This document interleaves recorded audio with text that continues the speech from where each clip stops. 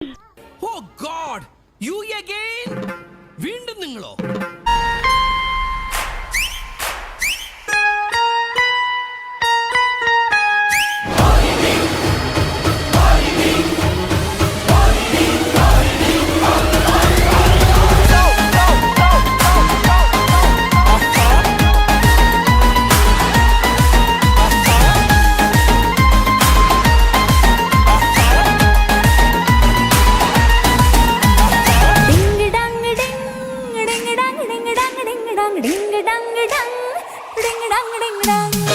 മനസ്സിലായില്ലേ? നീങ്കയാര്? ഇതെന്നാട്ടോ? മയിലാട്ടോ പാത്രികെ, പുലിയാട്ടോ പാത്രികെ, ഇതെന്നാട്ടോ? ഇത് മാർഗം കളി. മാർഗം കളിയാ? ആ, ഒരു മാർഗം ഇല്ലാണ്ടാവുമ്പോ ഒരു കളി കളിക്കൂലേ, മാർഗം കളി.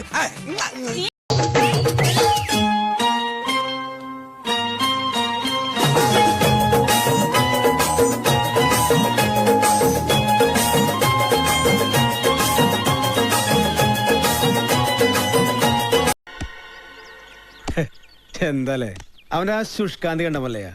വൃത്തി കിട്ടവനെ, നീ എന്തിനാണ് അവന്റെ ശുഷ്കാന്തി നോക്ക്? അയ്യോ, വാക്കുകളുടെ അന്തസ്സത്തെ മനസ്സിലാക്കി സംസാരിക്കുമല്ലേ? നീ അന്തസ്സില്ലാതെ സംസാരിക്കുന്നത്. മല്ല, ഇനി മലയാളം പഠിക്കാതെ ഞാൻ മുന്നിൽ വരില്ല. നാച്ചികയിൽ ധോൻ. Algo me dice que yo estoy en lo correcto, que mi estroje no requiere de tu texto. तुमसे मिलने की तमन्ना है, प्यार का इरादा है और एक वादा है जानम, जो कभी हम मिले तो जमाना देखेगा अपना प्यार।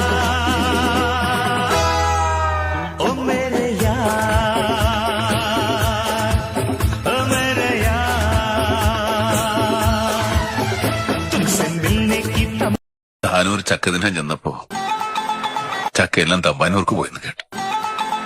തമ്പാനൂർ ചെന്നപ്പോ മാവില ചക്ക കായ്ക്കും. മാവിലച്ചക്ക തിന്നാൻ പാടുണ്ടോന്ന് മാവിലായി ചെന്ന് കാരണവന്മാരോട് ചോദിച്ചപ്പോ അവര് പറഞ്ഞു ഞങ്ങൾ ഈ നാട്ടുകാരല്ല. ഗുജറാത്തി കാതള കെട്ടിയ മലയാളി പെണ്ണാണു നീ, പഞ്ചാബി ലഞ്ചി കൊഞ്ചും മണവാട്ടി പെണ്ണാണു നീ, മയിലാട്ടത്തിൽ കരകാട്ടത്തിൽ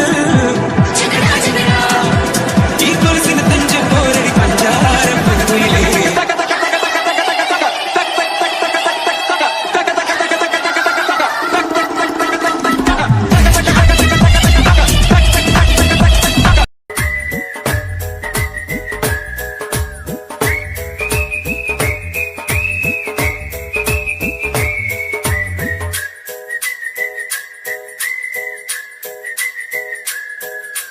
सपने में मिलती है ओ कुड़ी मेरी, सपने में मिलती है।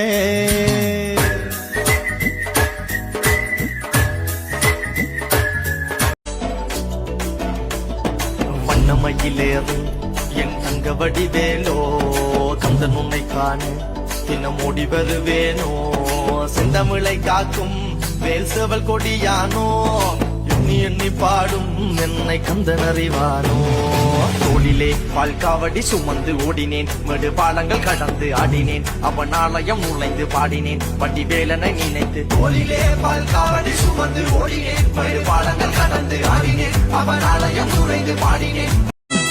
കണ്ണിടകൾ ചിമ്മി ചിമ്മി സീത നോക്കി മെല്ലെ പാൻകുരുന്നു കളിക്കുന്ന കളിരസം കണ്ടു, ഓർത്തു ഓർത്തു മനസ്സിൽ തീർത്തിടാത്ത മോഹം, മാൻകളിയിൽ മയങ്ങിയ സീതയ്ക്കുള്ളിൽ ദാഹം, ആടിയോടി ചാഞ്ചാടുന്ന മാനേ എന്നിൽ ഓടി ഓടി അരികെ വാ പൂമാനേ, ആടിയോടി ചാഞ്ചാടുന്ന മാനേ എന്നിൽ ഓടി ഓടി അരികെ വാ പൂമാനേ.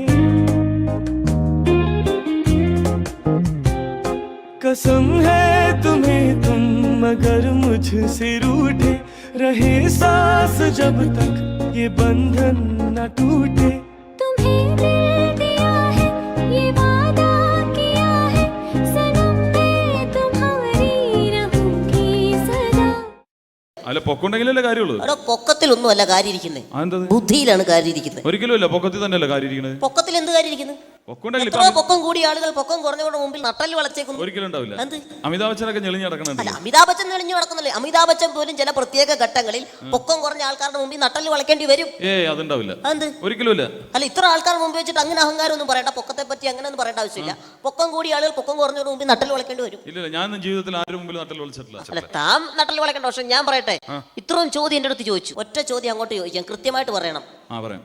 ബൗദ്ധിപരമായൊരു ചോദ്യമാണ്, ഇവർ കേൾക്കണ്ട, സ്വകാര്യമാണ്. ഇങ്ങോട്ട് വച്ചവി പറയാം. മണ്ട, ഇപ്പൊ നട്ടല് വളച്ചില്ലേ എന്റെ ഉന്നി? ഇപ്പൊ മനസ്സിലായില്ലേ? പൊക്ക പൊക്ക